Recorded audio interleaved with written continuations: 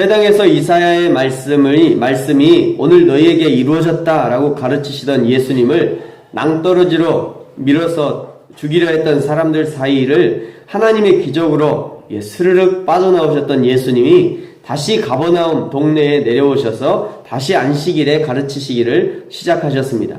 사람들이 어떻게 반응하든지 상관없이 하고자 하시는 사역을 담대하게 하시는 예수님의 모습입니다.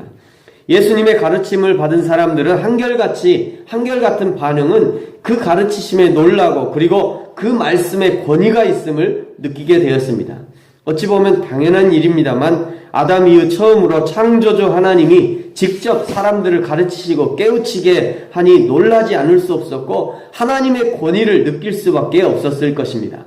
마태복음 13장에서 천국 비유를 말씀하시면서 눈으로 보고 귀로 듣는 너희들이 복이 있다 하신 이유가 바로 여기 있는 것입니다.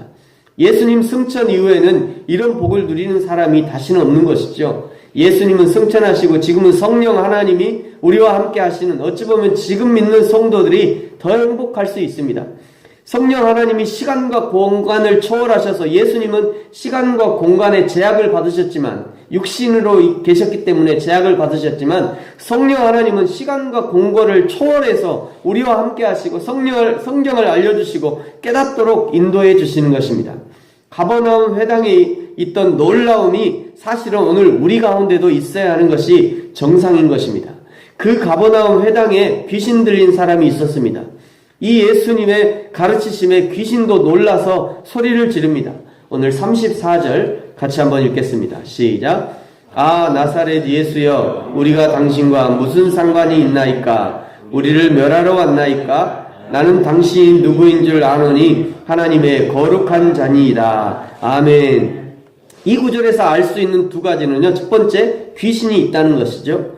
귀신론을 주장하는 김기동 씨가 주장하는 것처럼 예수님을 믿지 않고 죽은 사람의 영혼이 귀신이 되는 것이 아니라 타락한 천사인 사단 마귀의 졸개가 귀신입니다.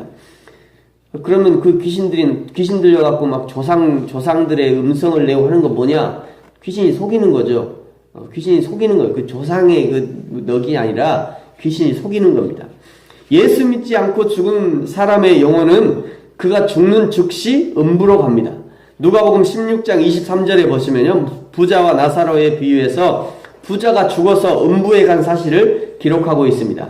이렇게 음부에 있다가 계시록 20장에서 예수님이 다시 오셔서 최후의 심판, 백보자 심판할 때 영원한 유황, 불과 유황이 타는 지옥에 떨어지는 것입니다. 그러면 여기 나오는 귀신은 무엇이냐? 타락한 천사로 보이는 것이 타락한 천사 사단 마귀의 졸개로 보는 것이 가장 타당합니다. 지금 우리나라에도 그렇지만 전 세계적으로 이 귀신의 정체가 누구인가, 귀신의 정체는 뭔가 하면서 정말 많은 사람들이 이게 막 주장을 굉장히 많이 여러 가지 주장을 합니다. 가장 성경적이고 가장 정확한 것은 타락한 천사 루시퍼죠. 타락한 천사의 대장의 졸개다. 그때 이제 천사가 하나님 앞에 쫓겨날 때 그 한 천사만 쫓겨난 게 아니라 그 밑에 수하에 있던 애들도 다 같이 쫓겨난 거죠. 그래서 그 사단의 대장은 사탄이고요. 우리가 얘기하는 사탄, 큰 용, 뱀 이렇게 표현이 되는 거고, 그 나머지 졸개들이 귀신으로 활동하는 겁니다. 지금도 마찬가지고요.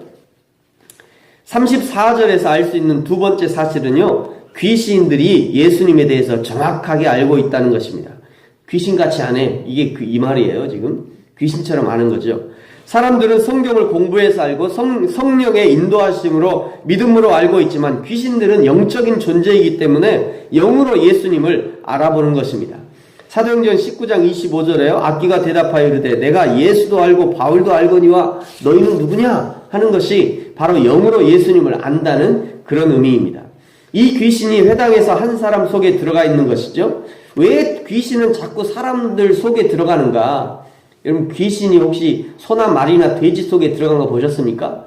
이 성경에서 한 번 나오죠. 귀신 떼 속에 들어간 거. 잘 안 들어갑니다. 거기 들어가봤자 별 볼 일이 없기 때문에 안 들어가요.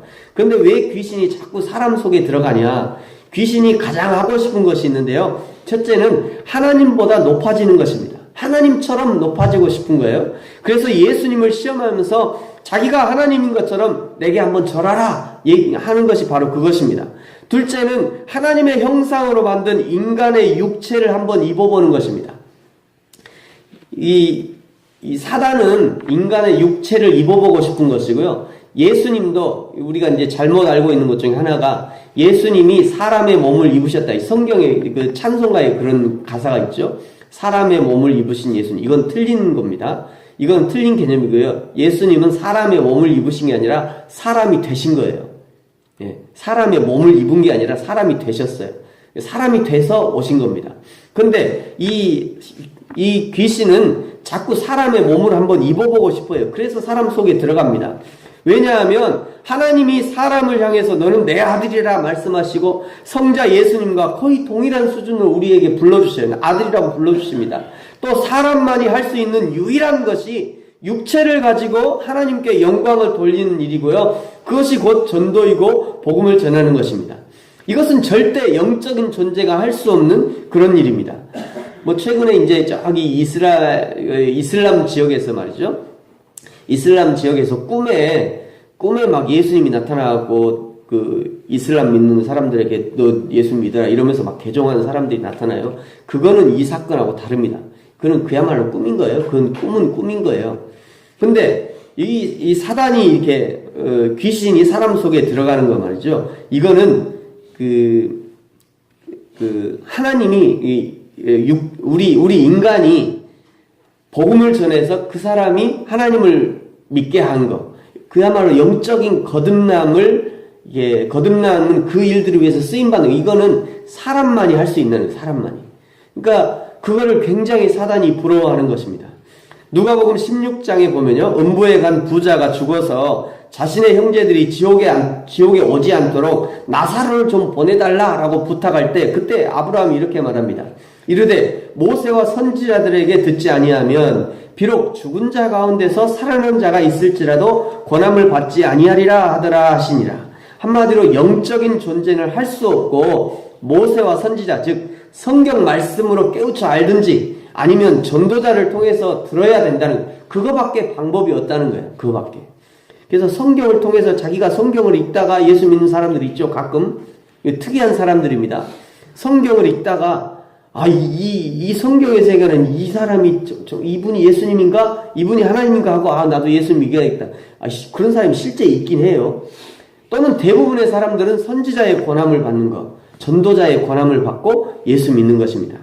그래서 자꾸 이 마귀가 사람의 육체를 한번 입어보고 싶어요. 그래서 자꾸 사람 속에 들어가는 것입니다. 사랑하는 성도 여러분, 저와 여러분이 육체로 있을 때 이 육체를 가지고 부지런히 하나님께 영광을 돌리고 천사도 흠모할 만한 그 일, 복음을 전하는 일을 부지런히 하시기를 축복합니다. 이 귀신 들린 자가요, 예수님을 보고 떠들어대자 예수님이 35절에 잠잠하고 그 사람에게서 나오라 한마디 하시자 귀신이 그 사람에게서 나옵니다. 그 모습을 보고 사람들이 놀라서 탐복하면서 고백하는 것이 36절입니다. 우리 36절 같이 한번 읽겠습니다. 시작.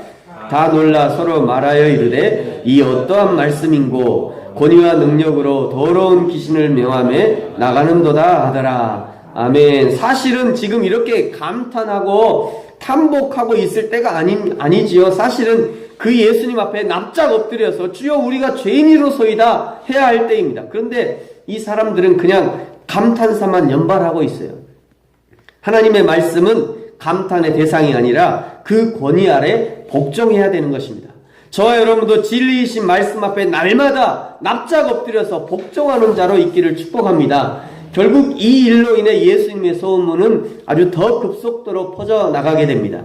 안식일에 회당에서 귀신을 내어 쫓으시고 회당을 나오자 38절에 시몬 베드로가 그 장모가 지금 심한 열병을 앓고 있다고 예수님께 도움을 요청합니다. 39절 열병을 꾸짖으신 걸 보니까 그 열병도 아마 귀신의 장난이었던 것 같아요.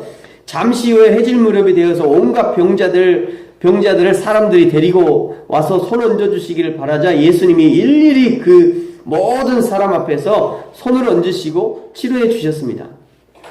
귀신이 나가면서 당신은 하나님의 아들입니다 하고 막 떠들면서 귀신들이 떠들면서 막 나가는 것을 볼 수 있죠.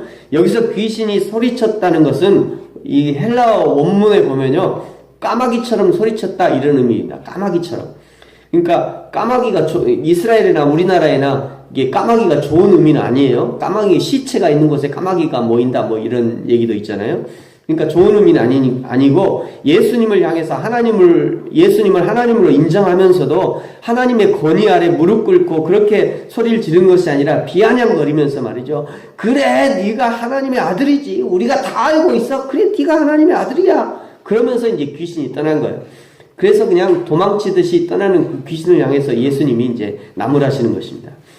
그래서 예수님이 꾸짖고 그들이 말함을 허락하지 않았다라고 말씀하시는 것이죠. 사단 마귀 중에 예수님의 사역을 돕는 놈은 한 마리도 없습니다. 어떻게든지 방해하려고 하고요, 도망을 치면서도 발을 걸려고 하는 것이 사단 마귀의 일입니다. 이렇게 안식일에 거의 하루 종일 밤늦게까지 그렇게 사역을 하시고 새벽 미명에 새벽 기도를 하시고, 사실 오늘 본문에는 새벽 기도는 그렇게 안 나왔습니다만 예수님은 평소에 그렇게 하셨어요. 그러니까 밤늦게까지 병자를 고치시고, 그리고 새벽에 일찍 새벽 미명에 일어나서 새벽 기도를 하시고, 그리고 42절에 다시 날이 밝아오자 다시 예수님이 필요한 사람들을 찾아 떠나시려고 할 때, 그때 제자들이 예수님 저 우리랑 같이 있으시죠? 좀 쉬었다 하셔요? 이렇게 이제 만류하는 모습을 볼 수 있습니다. 예수님을 만류하는 제자들을 향해서 예수님이 이 땅에 오신 목적을 정확하게 말씀으로 표현하십니다. 우리 43절과 44절, 이것이 예수님이 이 땅에 오신 목적인데요. 43절, 44절 같이 한번 읽겠습니다. 시작. 예수께서 이르시되 내가 다른 동네에서도 하나님의 나라 복음을 전하여야 하리니 이 일을 위해 보내심을 받았노라 하시고 갈릴리 여러 회당에서 전도하시더라. 아멘. 예수님이 이 땅에 오신 목적은 하나님의 나라 복음을 전하기 위해서입니다. 비록 피곤한 삶을 사셨지만 공생의 3년 동안 그것을 극적으로 보여주시고 그 일을 위해서 제자들을 훈련시키셨습니다. 어제 저희 교회에서도요, 이제 저희가 이제 개척 2년이 이제 만 2년이 지나고 이제 3월달 2월 4일 날 저희 교회가 이제 첫 수요 예배를 그때 2월 4일 날 주일 예배를 2월 4일 날 드렸으니까 이제 거의 2년이 마무리돼 가고 이제 3년 차가 시작됩니다. 그래서 어제 저희 교회에서도 3년 차 시작하면서 직분자 교육을 했어요. 물론 아무도 참석하지 않으셨습니다. 직분자로 임명할 만한 분은 이제 참석하지 않으셨어요. 그래도 그냥 했습니다. 이제 교회에서 이런 것들이 있어야 되기 때문에 일단 하고, 이제 내년에는 더 많이 이게 직분자 교육을 하고 싶다라는 그런 열망을 가지고 또 이렇게 직분자 교육을 했는데, 여러분, 이제 그 직분자 교육을 통해서 우리가 어떻게 하나님을 섬길 것인가를 생각해보는 그런 시간을 가진 거죠. 교회에서 직분자를 세우는 목적은 사역자들이 기도하고 말씀을 전하는 것에 전념하기 위해서 직분자를 세워서 그 나머지 교회 일들을 돌아보게 하는 것입니다. 그렇게 했을 때 제자의 수가 더 심히 많아지고 허다한 제사장의 무리도 복음에 더해 복종했다라고 사도행전 6장 7절이 말씀하고 있습니다. 사랑하는 성도 여러분, 저와 여러분이 이 땅에서 예수 그리스도를 믿어 하나님의 자녀가 된 목적 역시 예수님이 오신 목적과 동일한 것입니다. 저와 여러분을 통해서 하나님의 나라 복음이 증거되기를 하나님이 기대하시는 것이죠. 그래서 예수님도 승천하시면서 우리에게 유언으로 말씀하시지 않았습니까? 사도행전 1장 8절 말씀, 오직 성령이 너희에게 임하시면 너희가 권능을 받고 예루살렘과 온 유대와 사마리아와 땅끝까지 이르러 내 증인이 되리라 하시니라. 이 주님의 마지막 명령을 충실히 지켜내는 저와 여러분이 되어지기를 예수님의 이름으로 축복합니다. 기도하겠습니다.